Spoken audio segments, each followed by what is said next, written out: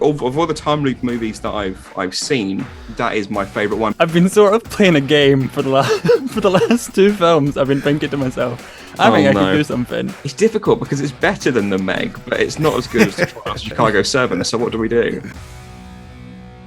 Hello and welcome to Every Movie Ranked, brought to you by the Angry Microwave. I'm Brad. With me, as always, is Callum, and today, Callum, we are joined again by Cameron, the man so nice. We've had him on twice. Cameron, how are you doing today? Hi, how's it going? I'm fine, thank you. Oh man, I'm glad to be back. I love this show so much, so it's always great fun. So I'm happy to be back. You can see the shit show of a list that it is at the moment. It has changed drastically. I think it was only on like 3 episodes ago, but I don't want to say it nosedived, but we're definitely starting to see the flaws in the concept a lot more. So now, Karen, since you've last been on, we've had multiple guests on. Guests have moved films up and down the list. They've brought some very contrasting films to the table. And so we now have 26 of the movies of our all-time movies ranked list. Shall we take a quick look over, Callum? Shall we start from the bottom? Oh, from the bottom? Okay. Cameron, first of all, can you see that? I can see that. Yes, I can. I can use my mind to fill in the blanks. So it's okay. So I'll just quickly run through from 26 through to 20. We've got a few new films on here. In fact, since you last on the show, Cameron, we've had a few new films, but they've gone towards the bottom of the list. I'll be honest with you. Constantine, first of all, is rock bottom there at 26. At 25, we've got The Personal History of David Copperfield, followed by Zombieland, Double Tap, The King Who Would Be King, Hubie Halloween, which actually got moved up the list, I believe, at some point. The Peanut Butter Falcon at 21. At 20, we've got Lockout, and at 19, we've got Anna and the Apocalypse. So those are the movies at the bottom of the list, and if we maybe jump to the top of the list now, from 10 through to 1, we've got Borat 2 at number 10. At number 9, we've got Soul, followed by Happy Death Day, still hanging in there. I feel like that's mostly thanks to me. At number 7, we've got Wayne's World. At 6, we've got Crank, which we'll talk about, I'm sure, in a second. At 5, we've got Borat. At 4, we've got Booksmart, followed by our top 3, which is School of Rock, Mission Impossible Fallout, and Room at number 1. So, Cameron. What happened? What do you make of the top and bottom of this list? Is there any one particular movie that maybe stands out for you? Maybe begins with a C, ends in a K. Oh yeah, what's Crank doing up there? Is that the Jason Statham? Who was the Jason Statham fan that had Crank all the way up there? We had Richard Sandling on, who's a big Jason Statham fan, and he kind of convinced us that he ended up there. Well, I'll tell you why Crank is there. Not just because he was a guest, and obviously that was his film, and he was very passionate, and obviously we listen and we take that in.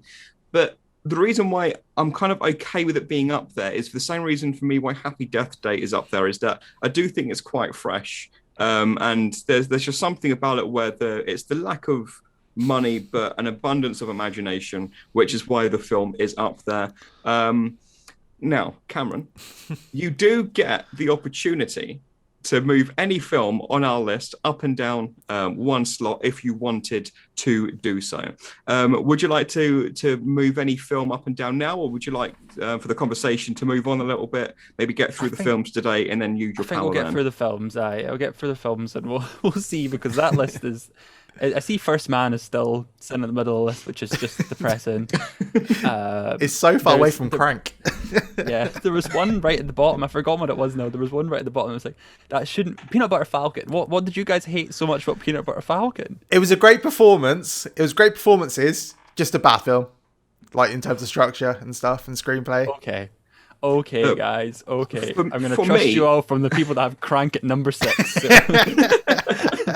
So for me, the reason why Peanut Butter Falcon is lower down on the list is because I was watching this movie, and it literally took an hour into this movie that I'd realised I'd watched this film last year. And for me, that's not a sign of a film that I particularly enjoyed. And so I really enjoy the first hour of that movie. I enjoy the road trip element of that movie, but I don't particularly enjoy how they handled the ending. It kind of fell off a cliff quite quickly for me, and I ended up not really thinking about the film afterwards. And there are plenty of films on here that I was thinking about at least an hour after I watched a movie. Unlike Peanut Butter Falcon, but I do agree First Man is too far down on the list. But we can thank Callum for that one. So from one road trip movie to another, that's Peanut Butter Falcon, to Bad Trip.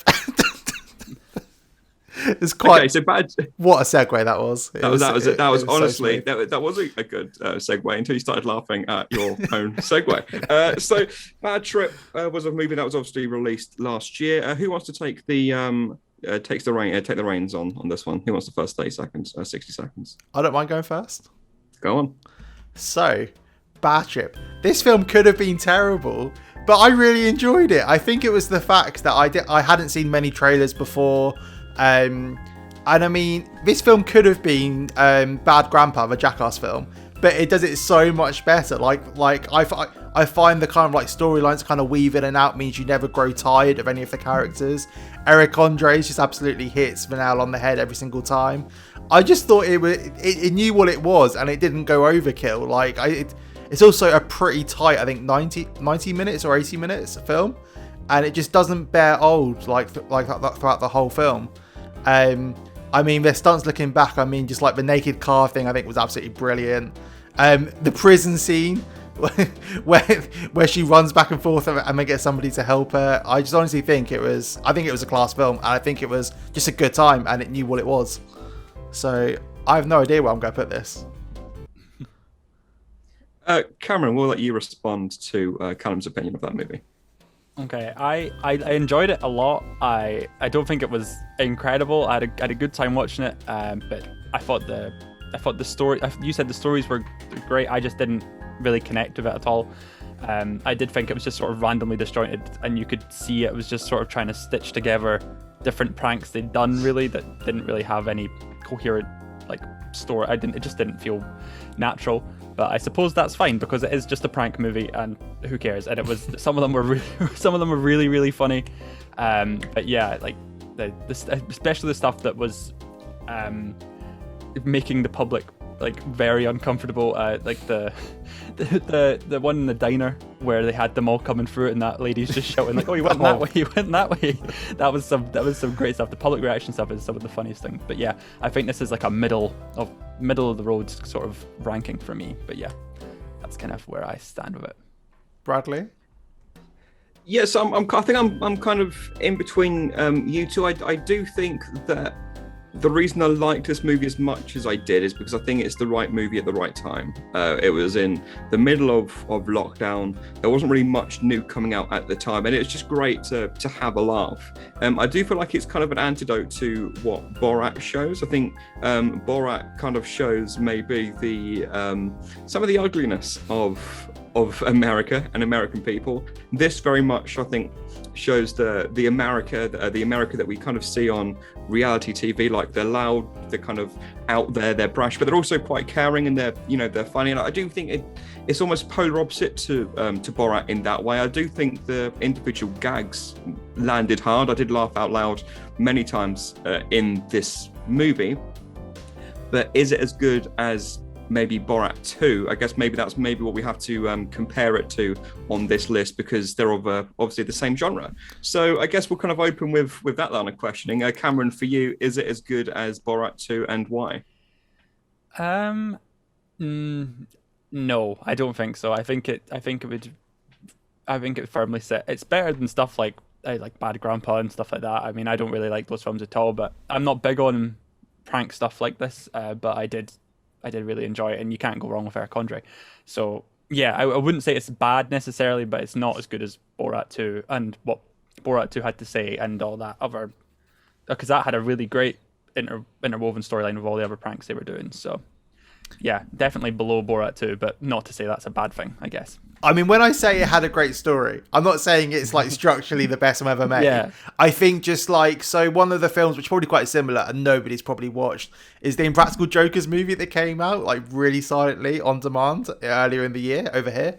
And that film is just awful. Like, I quite like Impractical Jokers, but the film just tries to drive home the story of the film the whole time.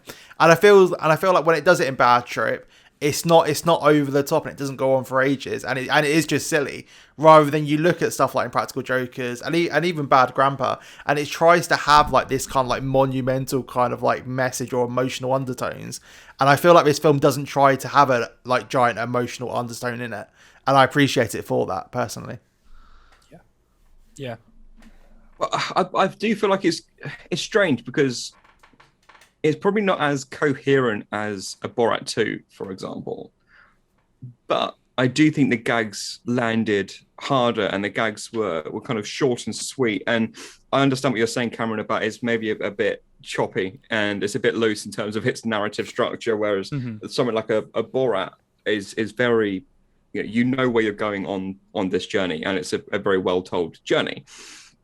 And it's got a point to it, whereas maybe sometimes throughout this movie, it doesn't really feel like there's much of a point to what was happening other than this is a funny sketch. But I don't know, I definitely laughed harder at this than what I did Borat 2, but there's no way that this film goes into the top 10 with Borat 2 being at number 10. I just don't think this is in the top 10 movies of all time, even though our list is also a bit scattered and all over the place. When you look at the likes of...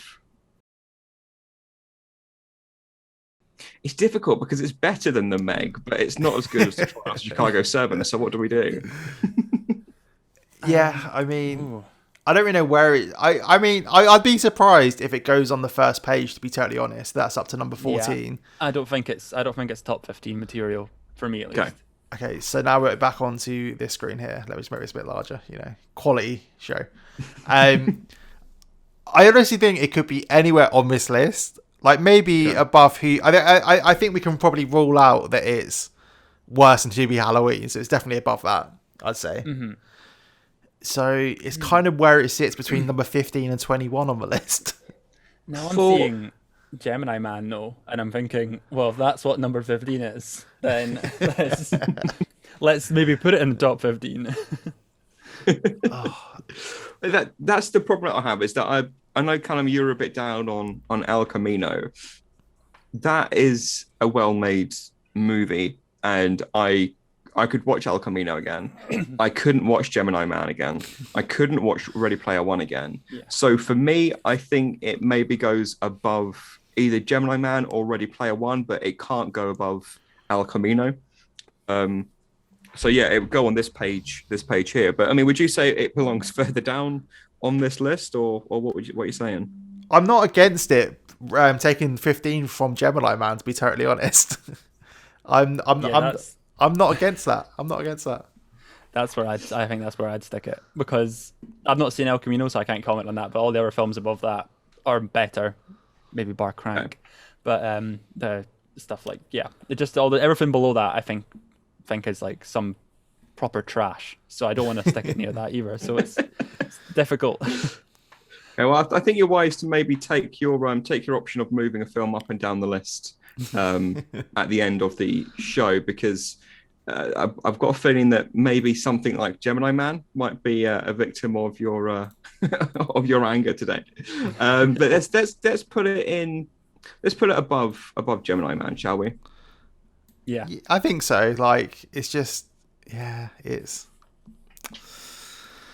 it is what it is. Okay, and it just well, spoiler alert for the rest of the show. I don't think it's going to remain 15 for too long. I do think a few films are maybe going to come in above that, but we'll see. That's what we're going to have a debate for. So there you go. Bad Trip goes in at number 15, maybe rightfully so. So there we are. It's not better than Batman and Robin, is it? Anyway, we'll we'll talk about that another time. In no way. What? In no way. In no way. So there you go. At number 15, missing out on the top page of our every movie ranked list.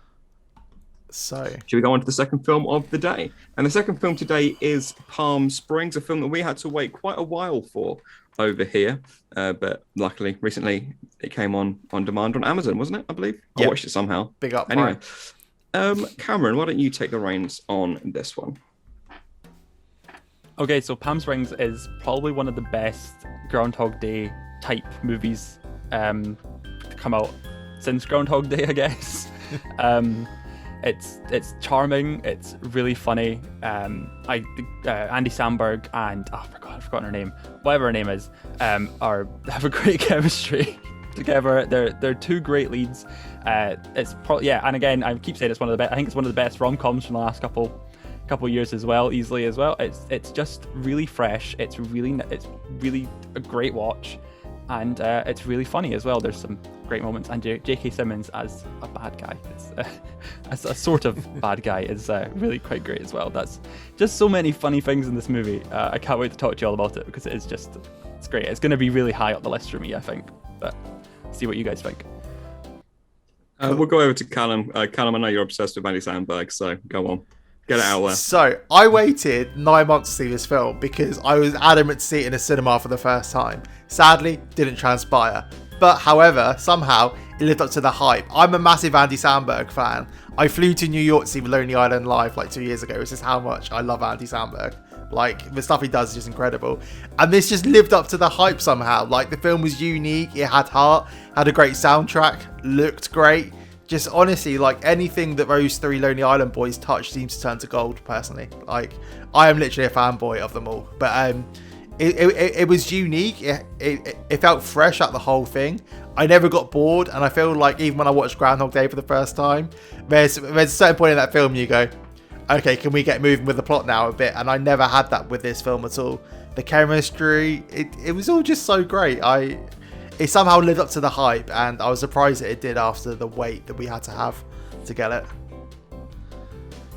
So, Bradley. It's not the best time loop movie since Groundhog Day, I don't think, and it's not the best time loop movie that's come out this year. This film is very similar to a film called A Map of Tiny Perfect Things. They are so similar. The difference being this has a stellar cast and people have heard of it, which I'm guessing you haven't heard of the other movie. I have. have you seen it? Well, we'll talk about that in a second. But I loved the lead performances. I absolutely bought into that relationship, and I really did love that relationship, and I could have probably spent more time with it. But in terms of the pacing and the flow of it, for me, it's nothing higher than a 3-star film, because it's not really much that I haven't seen before, and honestly, I wasn't that entertained by it. Oh boy! You're about to have a fight on your hands, man. Just to let you know, you're gonna get tag teamed right now. Do you think this is a better film than Happy Death Day, which is your time loop movie that you absolutely adore? Happy Death Day. I mean, comparing anything to one of your favorite movies is going to be, it's never going to go well, because the problem is this is in the same genre. It's like comparing any comic book movie to The Dark Knight, and not saying Happy Death Day is on the same level as The Dark Knight. I don't know. That out there. I feel like time loop movies are comparable. I feel like that is a genre within itself, personally.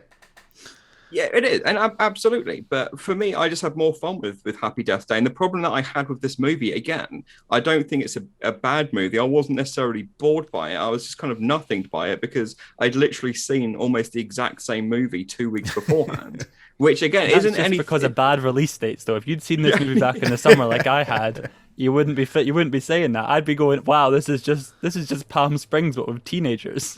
When I watched Map of Tiny Perfect Things.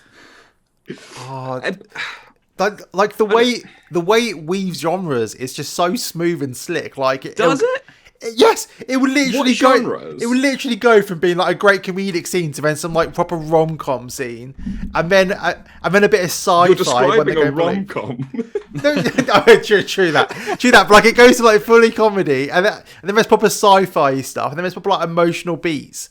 And it just seems to like navigate that so well. At least for me, I just think it was so delicately done that it wasn't clunky when they did like shift like emotional tones throughout.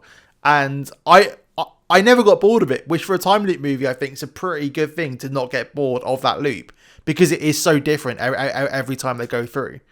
And I do think that like there's so much to unpack. Like with J.K. Simmons' character, I would not have guessed that twist probably. Like that. No, that's like, a great twist. I won't say it in case anyone hasn't seen it, but I wasn't expecting that at all. Like I just thought it was quite a unique thing because the situation that JK's character and Andy Samberg's character, I don't think I've seen in a time loop movie before, but that's maybe because I haven't seen Brad's film that he's on about. Well, to clarify, I didn't make the other film.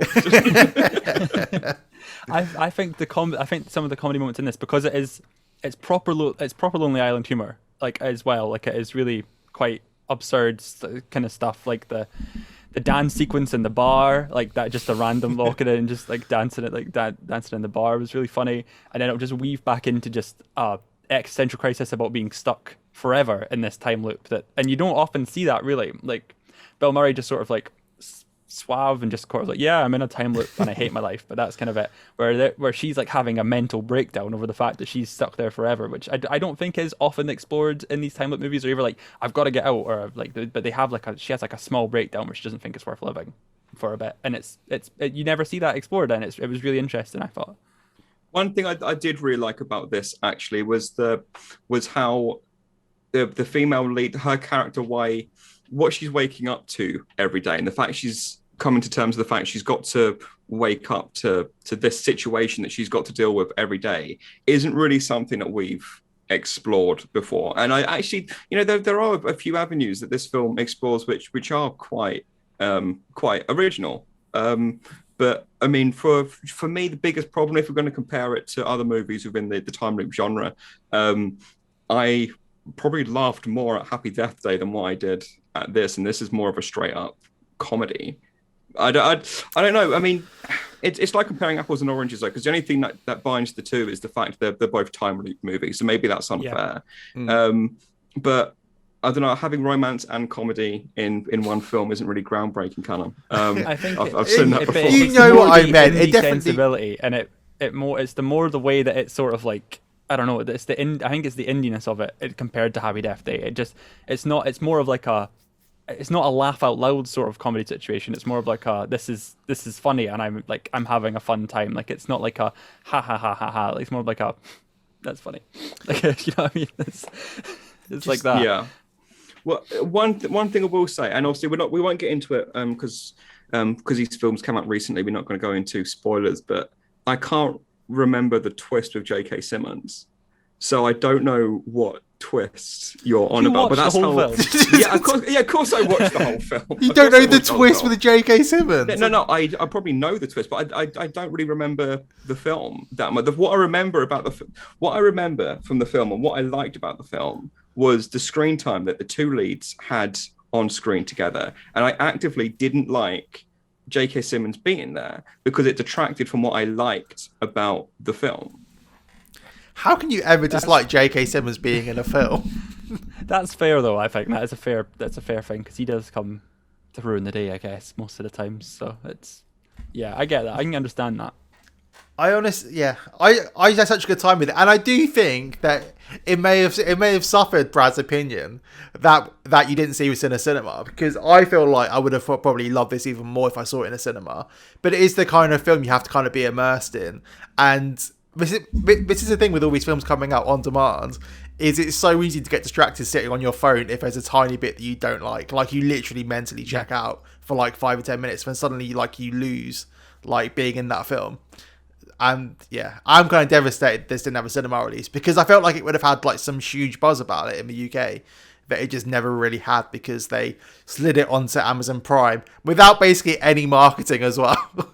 It was very much Twitter was the only place that I saw people talking about this film coming out.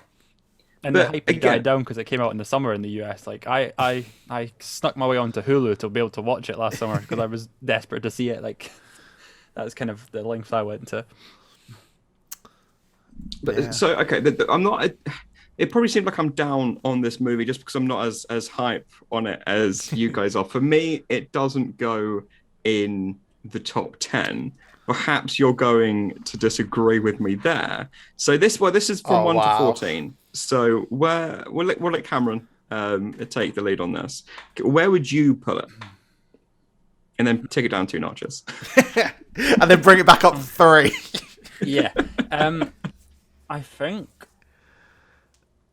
on this list currently, looking at what in the top 50, what's here. It's not my top 5 of all time. I just like to say, but I think it would be number 5 on this list, either 4 or 5. I can't decide where I put it against Booksmart, but it's better than Borat.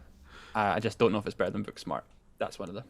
I don't know. The thing is, I'm also of that opinion. Like, I think Crank throws a spanner in the works here because it's definitely better than Crank. I think it's better than Borat. I think it's better than Wayne's World. I think it's better than Happy Death Day. You watch your mouth. I think the only film it may come close is probably maybe Soul, but even then, I think it's probably better than Soul. Like in terms of films that I want to revisit, like that's fair. I've watched this twice within 2 weeks. Like, absolutely loved it. So did I, but there were 2 different movies. Oh, Brad, what are we gonna do? So for me,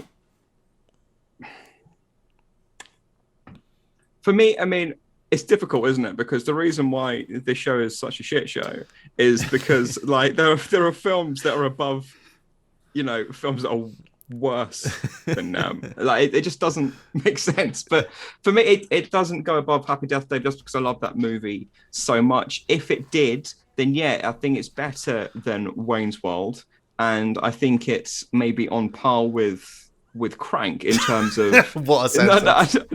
In terms of what I appreciated about it was more of what they did with what they had, as opposed to actually really enjoying the movie solidly for a full 90 minutes. But there are flaws that I have with this movie. The J.K. Simmons character, I know he's an antagonist, but it interrupted the flow of what I actually liked about this film.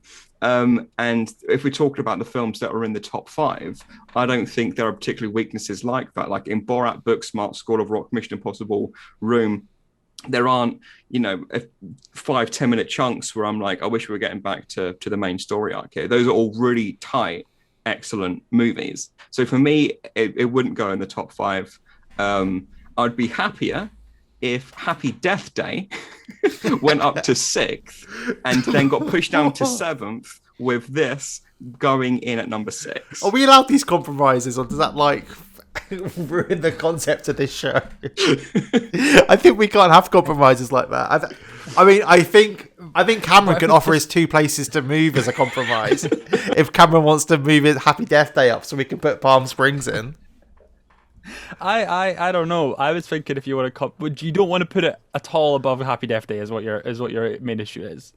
Well, for me, it's just a case of Happy Death Day is my favorite time loop movie over Groundhog Day, over the tiny map of little things, whatever it was called. Just of all the time loop movies that I've seen, that is my favorite one. But I love the movie just on its own, away from the genre. I just think it's such a fun, tight 90 minutes. So that for me is why.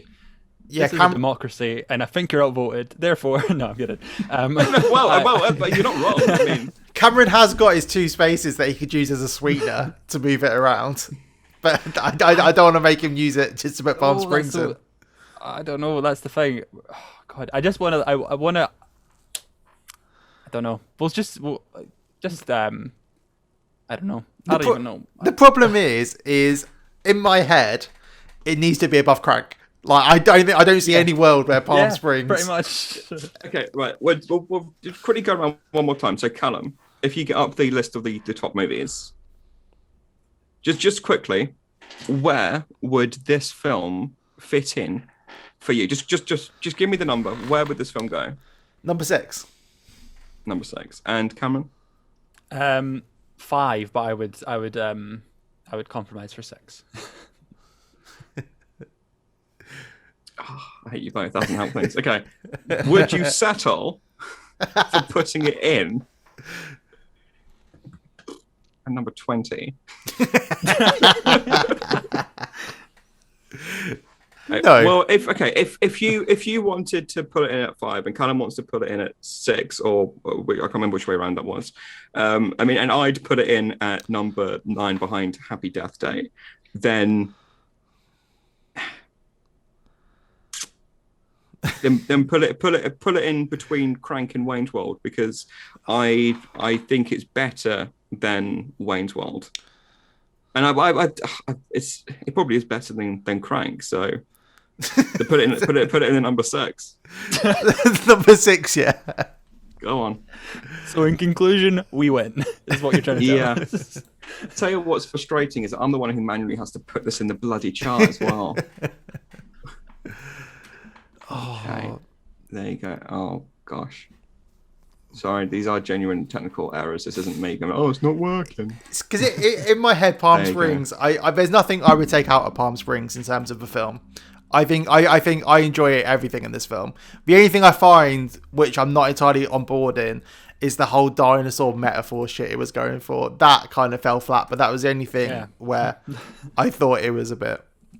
Well, I mean, that's definitely a spoiler because it's the last shot of the movie, but nice one. I wasn't talking about the last shot in the movie. I wasn't talking about the last shot in the movie. No, you're talking about all the shots of dinosaurs before then. No, there is. There is. Have you seen this film? Clearly, it wasn't a film that stuck with me because I thought it would be lower in the list. But anyway, let's move on quickly from Palm Springs. There you go. It's at number 6, and I am so glad I'm spending my day being depressed about Palm Springs. So let's move on to what I hope we can all agree is a better class of movie in Promising Young Woman. The Oscar... don't pull those faces. What are you doing? I'll go first on this one. For me, this is by far my favourite Oscar movie from this year. It was a mix of, it was stylized, it was fun, it carried a good message, it had twists, it had just everything about this film. I think adored is the wrong word, because I think it is actually a difficult watch, and I think it's so nice to see a film of this nature, this budget, this genre, just make it to the Oscars, because it deserves all the accolades that it has been heading its way. Now, I understand some people have said that maybe it's a dangerous watch, or maybe it's too focused on its one message or whatever. I didn't see that. I think it's a film that, especially now, I think people needed to see, but away from the message, I thought it was a great blend of it was excellent from that time. Cameron? I have to. I agree with most of the points there. I think it's a really well written, stylized, just very well put together film. I am not as thrilled with the cast, I guess. I think some of the accolades it's getting for acting is a bit iffy, in my opinion. But no, it's definitely important. It's definitely a good looking film. But yeah, I don't know. There was something about it that just didn't really. I don't know. You mentioned the messages. I just don't know if it hit the right mark, I guess. But that's difficult to unpack, I guess, in this show. So I'm not quite sure. But yeah, I don't know. I yield the rest of my time. It's one of those ones where it's just sort of middle of the road, I guess. It's not the best Oscar movie this year. Yeah, so I enjoyed this film. I think it's a good film. I think it kind of takes what Gone Girl kind of did, but did it in a very different way. It felt like it wasn't similar, but kind of was. I think the cast is great. I always think Bo Burnham plays a pretty good character in this. Like, I'm slowly becoming a fan of Bo Burnham stuff through 8th grade and this. I think he gave quite a nuanced performance. And yeah, like I'm a bit the same as Cameron. Although I do think it deserves some of the Oscar buzz. I feel like it kind of Oscars can be a bit samey, and this was definitely kind of like the wild horse in the race this time, which I thought was really interesting to watch.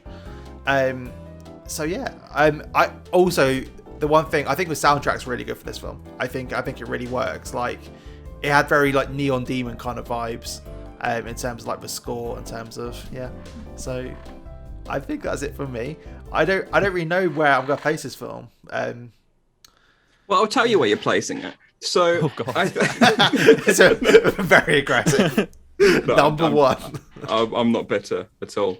Go to number 6. There you go. Have that. No, so I think it's interesting what you say about the casting maybe not hitting home. I think it was absolutely a stroke of genius to cast actors in supporting roles that are known primarily for being male comedic actors, playing these characters that you already have an affinity with these characters because you've seen them all in either TV shows or films, playing these or on stage, being funny, making us laugh, and to try and question the our morals and to question where these characters stand. Are they just jokey lads, or are they actually arseholes who deserve to get what's coming to them, or was it coming to them, or whatever it may be. It's just all the questions that it raised. I just think it's topical and it's important, and I just think that I do think that in terms of the lead category, it's probably the best performance that I've seen in a long time, because it was a character that you kind of went from being on board with, or is it too far, and I've now feel all these emotions, and you go on this roller coaster with this character, and for me it's just a condensed version of, it's not exactly, they're not the same characters at all, but for example with Bryan Cranston with Breaking Bad, you spend time with this character, you love this character and you're rooting for them, but at a certain point you're like, I like you, but stop, like this, I really want to root for you, but I can't continue rooting for you. And it's kind of similar to that, and I love it when there's all these dimensions to a lead, which you didn't get in Palm Springs. Ooh, very different kind of films. Like I don't like you said before, I don't think you can compare them. I agree mainly with that. I have to say I agree with the casting Bo Burnham in that role. It was a stroke of genius, because he is the most lovable man on the planet, and I don't want to spoil or anything, but yeah, it does make you, it does help to sort of question everything. I have more issue. I don't think Carey Mulligan's performance is as incredible as everyone seemed to make it out to be. I just didn't think she was right for the role, and I'm not quite sure why.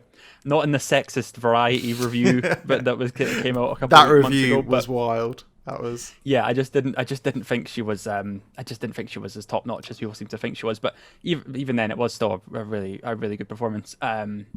Yeah, it's just that kind of thing, and I do like the way it kind of you question almost everything about the movie, her motives, the extent she goes to.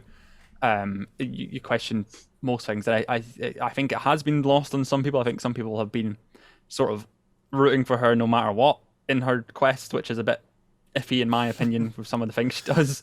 But yeah, it's But I do think that's one of the strong points of the movie, is that it doesn't try to be super clear cut going, this is what you should do, and this is like, it did, like, I did really enjoy that like ambiguity of the film, and I think that's definitely got like a lot of people talking about it, like, and having quite heated discussions about this film, because people are like, oh, it's awful, people are like, yeah, it's right. And I just think that's quite a nice thing for a film to do, is to kind of like provoke that kind of discussion and to not be super clear cut.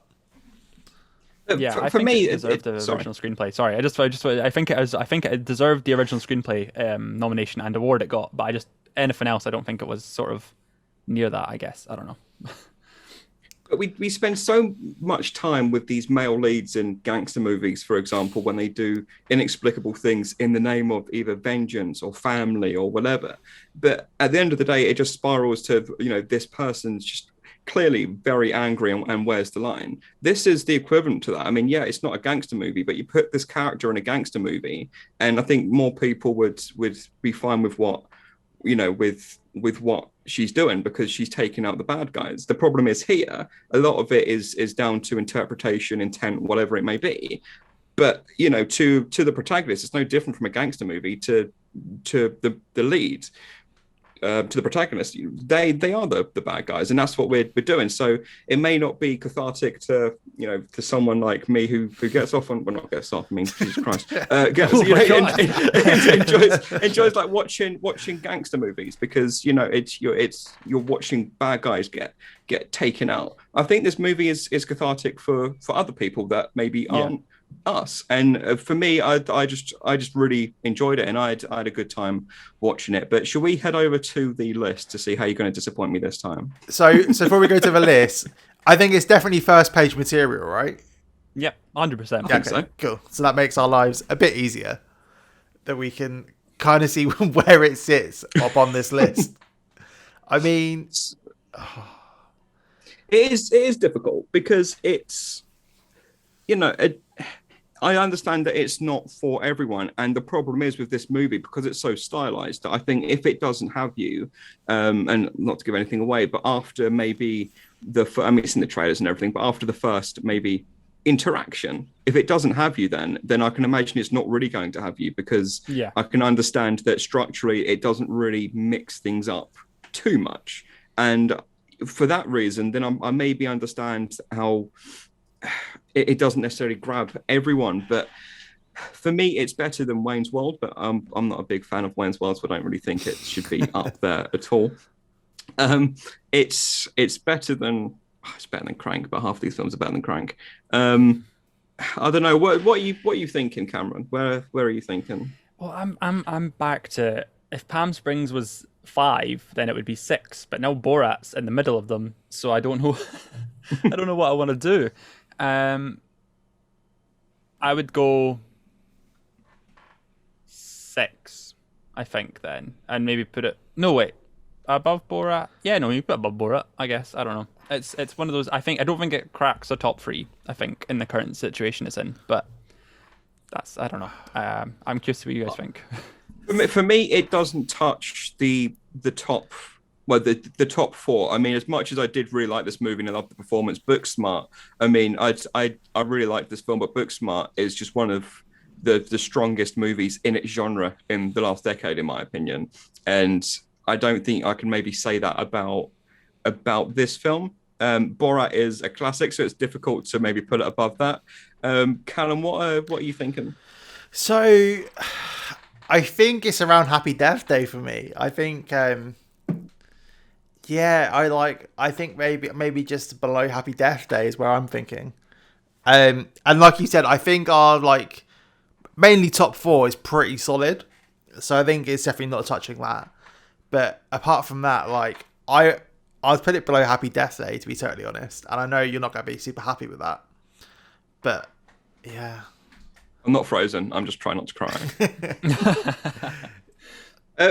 For me, it's too strong to be out of the top 10. It is way too strong. But that would still be in the top 10 though. I think we're all saying it's in the top 10, right? I think I'm saying it's above Crank. I think, but I don't know. I think that's kind of where I'd be happiest, where it is sort of around Palm Springs, Borat area for me. But I feel like I owe Brad some redemption after what I did to Palm Springs, so I would also be happy to put it below Palm Springs in the space below. So for me, I would put it above Palm Springs for the reasons I mentioned 20 minutes ago. But as I'm outnumbered on Palm Springs, but we all seem, agreed that it's above Crank, perhaps, then maybe it's right that it goes in at number 7. So between Palm Springs and Crank, because I think when we're talking the top 5, we're talking, I think, Criterion collection worthy quality of movie. Whereas this film, I really enjoyed it because it did feel fresh, and it was really good to see that kind of perspective and a lead that, let's face it, we don't see enough of. Whether you like the character or not, we don't see enough films like this. So I think it would be right to put it in at number 7 between Palm Springs and Crank, which means that Happy Death Day is now really close to getting out of the top 10, and I am really upset about that. So there we go. Long left. It's clinging on. Although it's just pushed Soul out of the top 10, which is quite that's sad as well. It's quite monumental. So what we are going to do now, a little peek behind the curtain there for you guys. We are going to just quickly run through. I'll be very quick, because we do have 29 movies. We're going to run through from 29 all the way through to 1 in reverse chronological order. And Cameron, as the star of the show today, and every time you're on, let's face it, you're a superstar. You get, and I'm not just saying that to try and get Happy Death Day up a little bit. You get the opportunity to move one film up or down 2 places, because now we have reached over 20 movies. You get the chance to move one movie up or down a maximum of 2 places. So I'm going to quickly run through from 29 to 1. And then at the end of that, let us know where you're standing, all right? So 29 through to 1. Constantine. The Personal History of David Copperfield, Zombieland Double Tap, The Kid Who Would Be King, Hubie Halloween, which is a movie I've mentioned way more times than I thought I ever would. The Peanut Butter Falcon, Lockout, Anna and the Apocalypse, First Man, Batman and Robin, Ready Player One, Gemini Man, Bad Trip, El Camino, The Trial of the Chicago 7, Midsummer, The Meg, Borat 2 and Soul, and the top 10, Happy Death Day, Wayne's World, Crank, Promising Young Woman, Palm Springs, Borat, Booksmart, School of Rock, Mission Impossible Fallout, and Room. So, Cameron, talk to us. I have a plan, and I've been sort of playing a game for the last two films. I've been thinking to myself, I think I can do something. So I can move a film down. Yeah, you can move a film down. Yeah, film down. Okay. Yes. Can I move Borat down 2 spaces, please? Okay. Yep. So Borat down. I can get Palm Springs into 5. Oh my! I didn't even see that coming. Thank you, Cameron. although, as an antidote to Brad, it doesn't promise a young woman up to number 6. It does. It does. It's Palm Springs I'm more focused on at this moment in time. That's actually really interesting. I wasn't expecting the top 5 to be touched in quite a long time, to be honest. So it's interesting that you want to move Borat down 2 places. Before we go ahead and do that, do you want to give us your rationale? Explain your actions. I've just been sitting thinking, I think Borat's good, but I watched it very recently and I wasn't thrilled by it. Like I think Borat 2 is a stronger Borat movie, actually, in all honesty. This is literally what I said on the last episode. Yeah. I think Borat 2 is the much stronger Borat, and I don't think it deserves to be in top 5. However, Palm Springs, on the other hand, deserves to be in the top 5. And then Promising Young Woman moving up to 6 and having a really solid top 6 now. You guys, I've just done you all a favor. You've got a really solid top 6 now, in my opinion. Look, My Baby Room is still up there at number 1 as well. You have pushed Crank a bit further out, which I'm kind of glad about, to be honest. Yeah. Maybe one day someone will move Happy Death Day up 2 spaces for you, and that'll be it. That'll be me. Honestly, I'll find a way to be a guest on our own show, and I will move that up. So yeah. Well, yeah, that's my thinking. I would have. I obviously I could have moved. I would have tried to move First Man up, but it wouldn't have had much consequence in the end of the grand scheme of things. So I thought that would be a much bigger change to your list, and it would have been much more lasting impact. And it would have been a wrong decision to move it up. Exactly. Well, now next time you come on the show, Cameron, because we would have reached 30 plus movies at that point. Going forward, the guests will have the opportunity to move a film up or down 3 spaces. So maybe that's a little insight into the movement of First Man. But I guess that is everything for today. I mean, you guys probably enjoyed it. I found that quite stressful. But thank you very much for coming on, Cameron. I've really appreciated having you on here. That was great fun. And don't forget to like and share and let us know your opinions on the 3 films that we have spoken about today. Do you agree with me when it comes to Promising Young Woman? Or do you agree with the frauds when they're talking about Palm Springs? So let us know what you think in the comments below. And until next time, I've been Brad. We've had Cameron on the show, and that's been Callum. Goodbye. Bye.